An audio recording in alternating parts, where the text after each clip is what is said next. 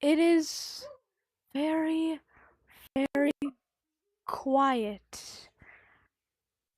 I'm not used to it. They're usually screaming, laughing, talking, and Miles is telling me about video ideas, and everyone has a slightly higher level of noise and energy, so I'm just gonna say the whole church message like this. Maybe this is why we're here. Maybe the story is of quietness,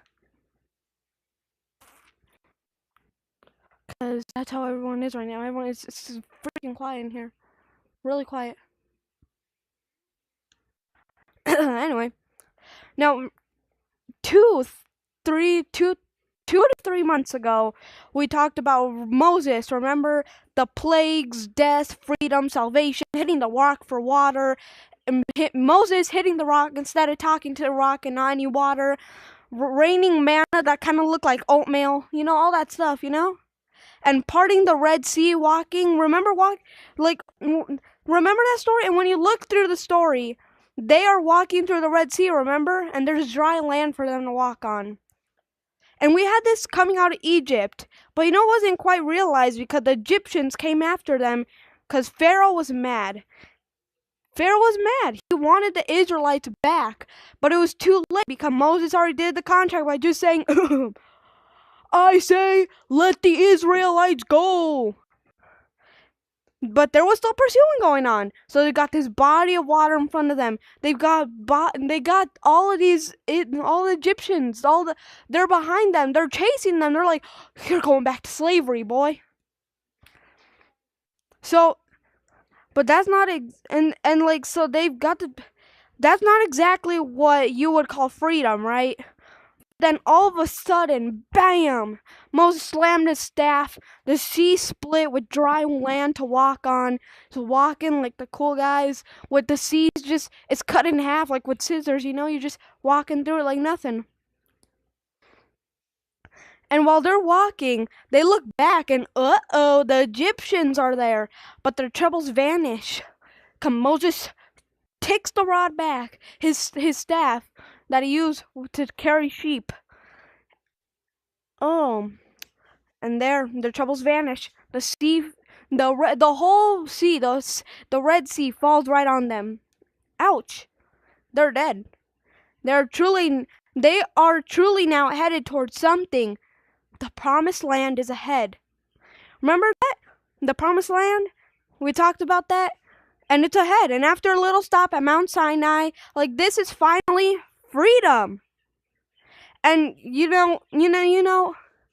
I were more of a mature pastor, I could trap you all here in my church for 2+ hours talking about God, but I can't do that yet. Anyways, so we know that through Adonai, freedom was possible, and Pharaoh's army was swallowed by the sea. They died.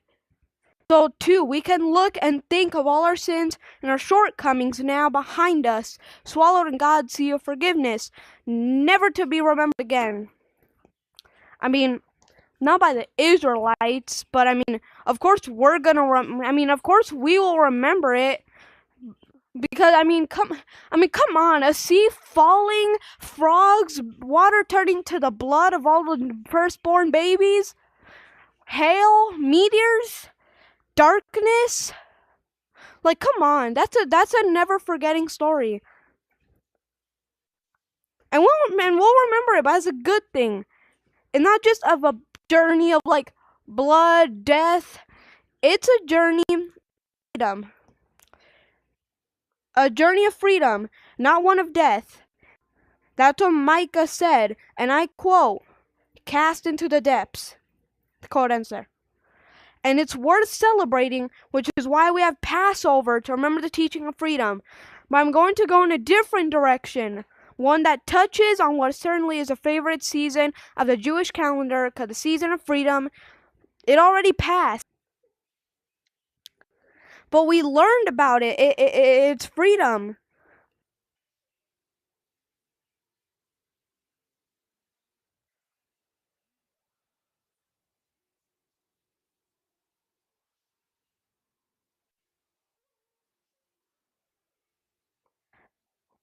So we learned about it. It's freedom, okay?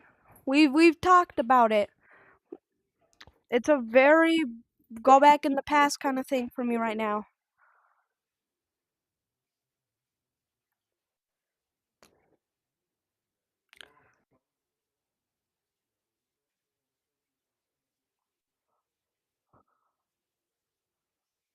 That was weird.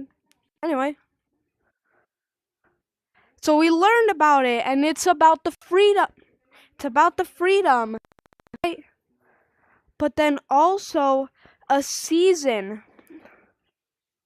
A season that requires us to develop, strengthen, secure our understanding of gratitude and growth. The season of Omer, the season of elevation, the counting of Omer, the soul refinement which happened between Passover and Shavuot. Those 7 days, it's a little strange concept, isn't it? Like, isn't it you're to count from Shabbat to next, and then 7 weeks of counting, and present a new grain offering to Adonai? It's in the Bible. In the Bible. It's in Leviticus 23. And nobody does it, but you ask me, like, nobody outside Jews and Messianic communities, very few people, I should say. You have to ask, why? Why? I guess God wanted us to know how to count to 50. So I made a holiday that we can do it. Like, it's got to mean more than that. Like, it's got to mean more than counting. We know how to count. Alright, so you can count 1, 2, 3, 4, 5, 6, 7, 8, 9, 10. There you go. And of course, like everything we find, we dig into the meaning of things. Of course, it means more than the things. We dig into the meaning of things. Of course, it means more than the counting up that season. And that was precious to me because once again, we were given this chance to experience freedom in this cycle. A new kind.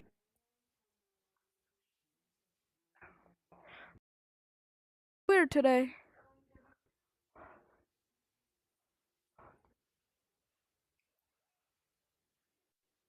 Alright, I guess we're doing church in here then today.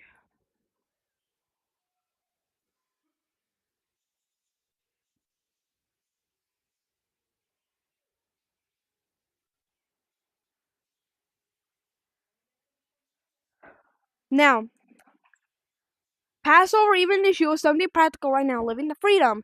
If you're so inclined to unburden ourselves from destructive habits and behaviors, the freedom to tap into divine power that occurs during the 7 weeks, these 7 sacred weeks. It is a sacred time. It's a time of spiritual power. And I said, it's in the Bible. I call it the season of elevation. What does tradition say that? Where does that say it? Where does tradition say that? Where does it come from? Some of you know this, some of you don't. So I'll say for those who don't. As Israel came out of Egypt, they had fallen to the lowest level of depravity, near the point of no return. Near the point of no return. But guess what?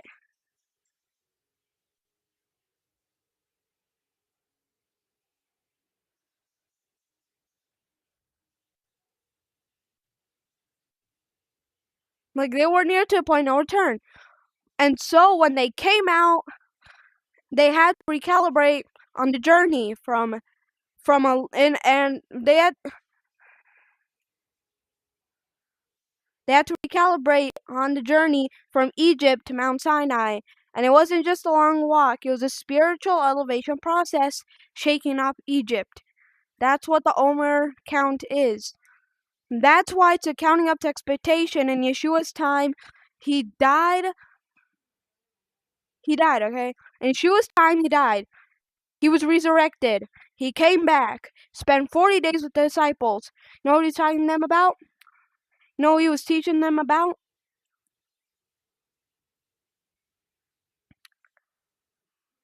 He was teaching them about the kingdom.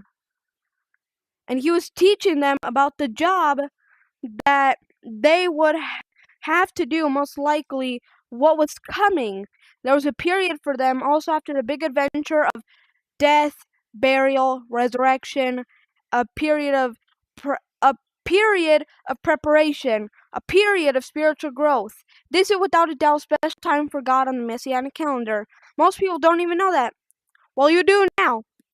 And you know, I even in the desert experience, as you're marching and walking, the sense of excitement that must have been felt to be outside of Egypt, what was to be free, to be going towards something. The same thing for disciples of Yeshua, like something incredible happened. They saw it. They are a part of it. Now something really amazing that's coming. That sense of excitement. Now listen, certainly we have a choice of ideas as to whether or not we would like to participate in that. We can engage with the season of elevation, tapping in divine power. That's available here, or we can let it pass over. Hey, get it? Pass over? Okay. Pass us by, you have a choice. That's freedom too. That's called free will. Everyone knows what free will is, alright? Called free will. You will get to decide. God will make you do it, but as your rabbi and as your pastor, responsibility to assume that you want to do that. But no one's here forcing you. But God has given us human beings the ability to make free choices, to choose life, to choose blessings, even various seasons in the calendar that do encourage us to do this. And what we don't have, and He has not given us, is the ability to control or fundamentally change other people.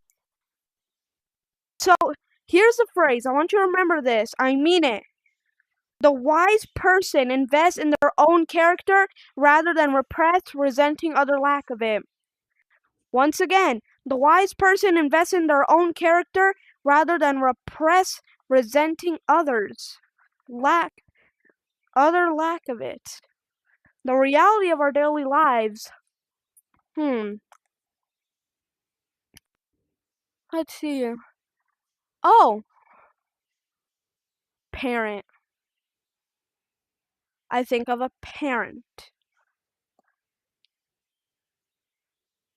This is always a very difficult situation.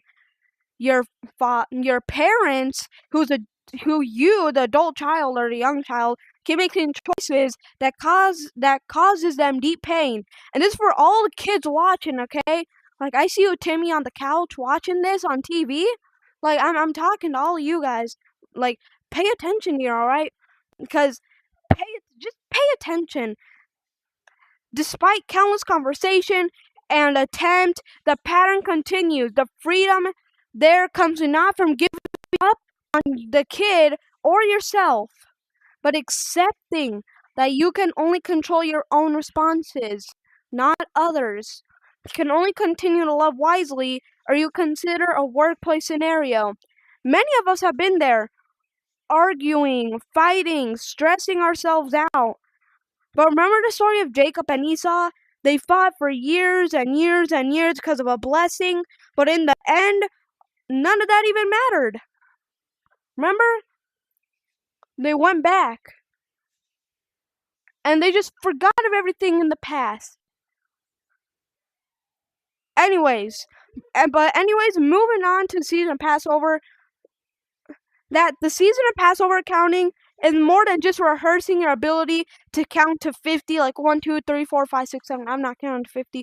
But the freedom that comes not from changing others, but from elevating and investing ourselves with joy and gratitude. And all of that in the hopes that will inspire, because that's part of what disciples do. And yeah, I can still say go, hug Pesach and Hamea. And next year when that holiday ends, then we're on into the elevation. Beyond to the elevation. So you get it? That freedom, when they left Egypt, it wasn't their freedom of leaving Egypt. It was their freedom of what God for them. And this is also a little something else I want to talk about. Friday night we saw this. Me and my family we saw this lesson. Y'all probably didn't know this, but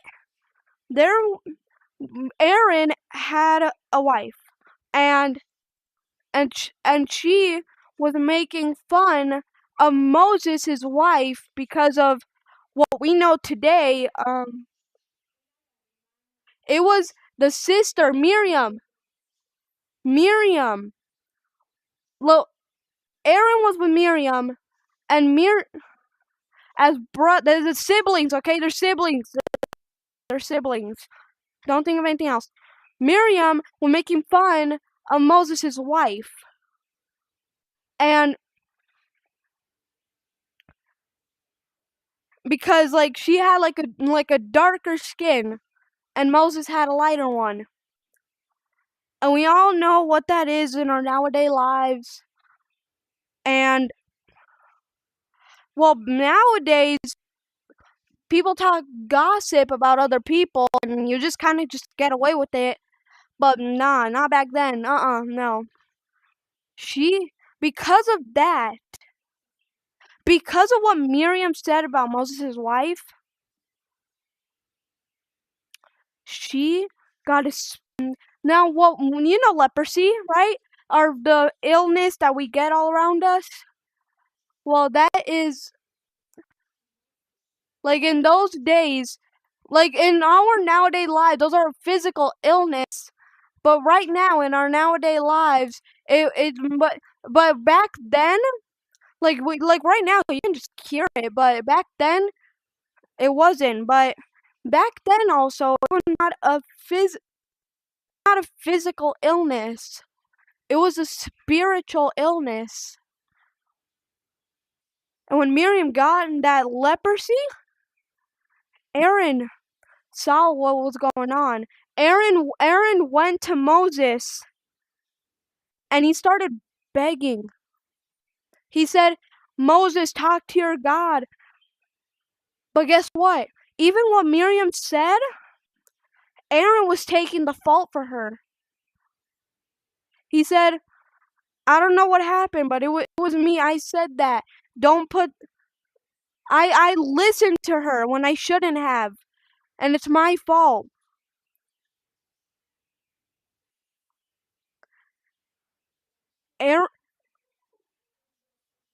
But God knows everything, but you cannot hide from him. But Aaron did that to save her sister. The love of her sister. The love of Aaron. Aaron loved Miriam because they're siblings. And he was putting her fault on himself. Soon Moses did pray to God, and Miriam's leprosy went away. And she talked bad about anyone. But it is kind of talking about our nowadays lives because, well, y'all know about it. I'm not going to say much more on that. But anyways, but talking about like way earlier though, can still say Hag Pesach and Amaya, and next year when the holiday ends, we're on in the elevation. So may the Lord rise, alright? May the Lord rise. Shalom.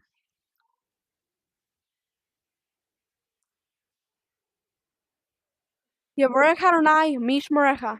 Yaver Adonai Panabalecha Vichunecha. Yesem Adonai Panabalecha. Yesem is Shalom. May the Lord bless you and keep you. May the Lord make his face to shine upon you and be gracious unto you. May the Lord make his countenance to be graceful upon you and give you wherever you go. Shalom.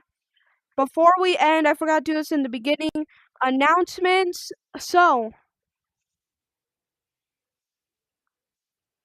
as you all know, May 20 is the opening of the camp. Camp is opening on May 20, and then we are also going to be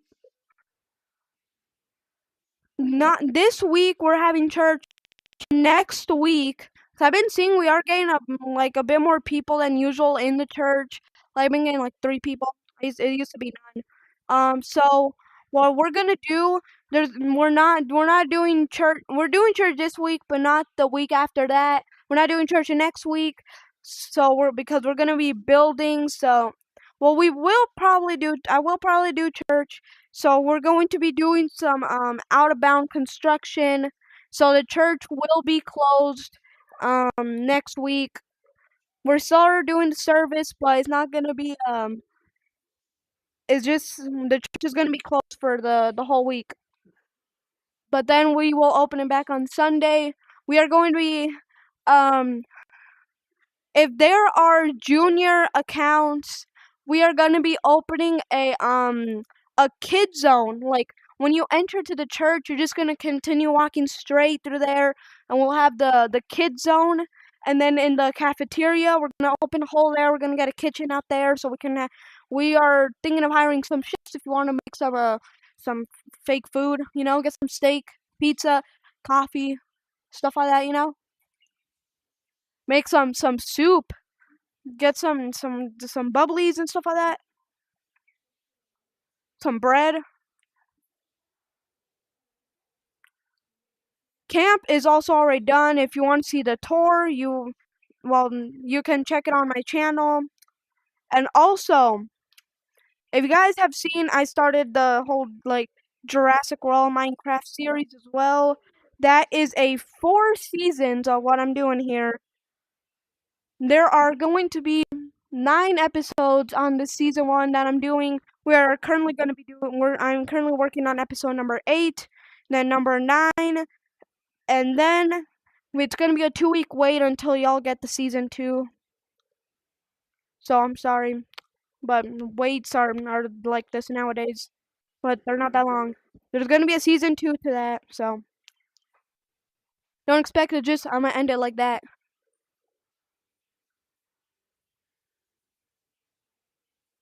Anyways, peace. I'm out. Shalom.